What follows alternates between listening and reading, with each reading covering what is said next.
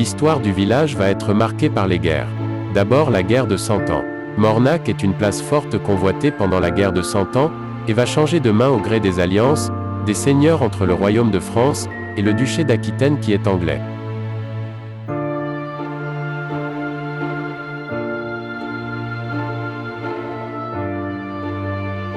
En mars 1433, les Anglais prennent le village, et assiègent le château.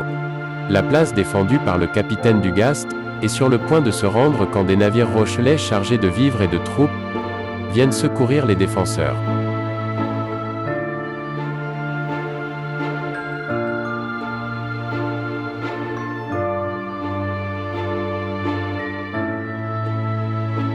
Après les avoir ravitaillés, ils livrent bataille et forcent les Anglais à lever le siège, avec le concours du seigneur de Pont, qui attendait l'arme au pied l'issue de la bataille. La présence des Rochelais montre l'intérêt de la position de Mornac pour le commerce entre La Rochelle et Bordeaux.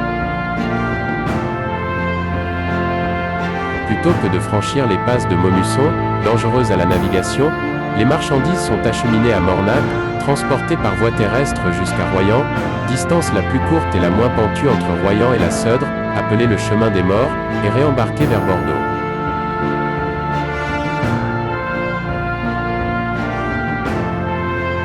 Au XVIe siècle, le commerce du sel est florissant et les marais salants se développent, Grand Égé, La Lède, La Roche. Mais pour renflouer le trésor royal, mis à mal par les dépenses somptueuses de François Ier et de ses successeurs, la gabelle, l'impôt sur le sel, est instauré et provoque dans la province de Nice-Saintonge, une révolte violemment réprimée, de 1546 à 1554.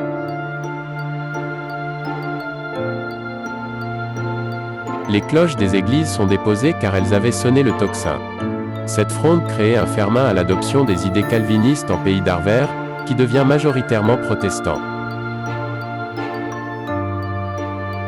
De 1562 à 1598, on assiste à de nombreuses guerres fratricides, entre catholiques et huguenots. Mornac change de camp plusieurs fois, les fortifications sont détruites et le village ruiné. Après l'édit de Nantes, et une période d'accalmie, la guerre recommence et se termine en 1622, quand Louis XIII reprend le contrôle de la région avec le siège et la destruction de Royan. Mais auparavant, le 10 février de la même année, le chef huguenot Soubise a détruit le donjon, il n'y a plus de place forte à Mornac.